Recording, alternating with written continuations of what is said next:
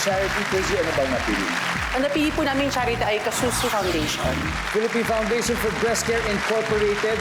Kasusu Foundation, meron po rin 20,000 from our winning team. Now, ito na. It's time for Fast Money. Give me 20 seconds on the clock. Harap tayo dito, Chrissy. Yan. On a scale of 1 to 10, with 10 being the highest, gaano kahaba ang pasensya mo? Go.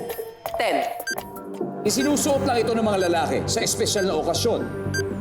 Barong. Food item na madalas bilhin sa grocery. Bigas. Anong ginagawa mo kapag commercial break ng Family Feud? CR. Sa isang linggo, ilang beses hinahalikan ni Mr. si Mrs. 5. Tignan natin kung ilang putos na nakuha mo. Here we go. On a scale of 1 to 10, gaano kahaba ang pasensya mo? Sabi mo 10. Ang sabi ng survey ay... Yep, 10 din. Isinusuot lang ito ng lalaki sa espesyal na okasyon. Siyempre, barong. Ang sabi ng survey sa barong ay... Boom! Food item na madalas bilhin sa grocery, sabi mo bigas. Sabi ng survey sa bigas ay... Yep. Anong ginagawa mo kapag commercial break ng Family Feud? Nagsisiyar. Ang sabi ng survey sa CR ay... Wow! Sa isang linggo, ilang beses sinahalikan ni Mr. si Mrs. Sabi mo 5.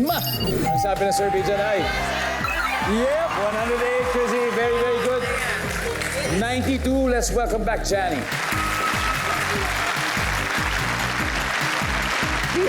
Tingin mo ilang putos na nakuha na, Chrissy? Perfect. Yeah, well, perfect sa kalahati. Higit pa. So, ibig sabihin nakakuha siya ng 108, ibig sabihin 92 na lang ang kailangan mo. Kaya mo yan at this point. Makikita na ng mga manonood ako ang sagot ni Chrissy. Give me 25 seconds on the clock. On a scale of 1 to 10, 10 being the highest, gaano kahaba ang pasensya mo? Go. 9. Isinusuot lang ito ng mga lalaki sa espesyal na okasyon. Tuxedo. Food item na madalas mong bilhin sa grocery. Delata. Anong ginagawa mo kapag commercial break ng Family Feud? Umiihi. Kumakain. Sa isang linggo, ilang beses hinahalikan ni Mr. si Mrs. 2. Johnny! Ano yan, Johnny? 92 points! Johnny, ano ba naintindihan mo? Kasi sabi ko isang linggo, 2 beses mo lang halikan yung jowa mo. Ang pagkakari ko, sa isang araw. Sa isang araw pala. Pero kasi Oo. isang linggo. Kaya pala. Hindi, LQ sila. LQ. Johnny, ang sabi mo, 2. Ang sabi ng survey dyan ay 3 lang. Ang top answer natin dito ay 7. So, ibig sabihin every day, at least once a day. Anong ginagawa mo kapag commercial break ng Family Feud? Sabi mo? Kumakain. Kumakain. Nandiyan ba kumakain? Hapunan na. Ang top answer dito ay nagsi-cellphone. Siguro nag-check na message. Food item na madalas bilhin sa grocery, sabi mo'y delata. Sabi ng survey ay... Top answer! 46, isinusuot ito ng lalaki sa espesyal na okasyon, sabi mo'y tuxedo. Sabi ng survey ay...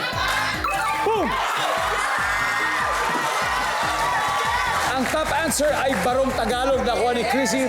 1 to go. On a scale of 1 to 10, gaano kahaba ang pasensya mo? Sabi mo, 9. 7 points na ang kailangan natin. Nandyan ba ang 9 for the win?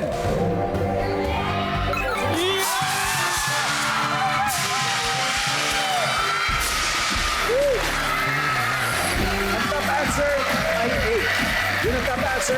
Congratulations, Team Hideout. You have won a total of 200,000 pesos.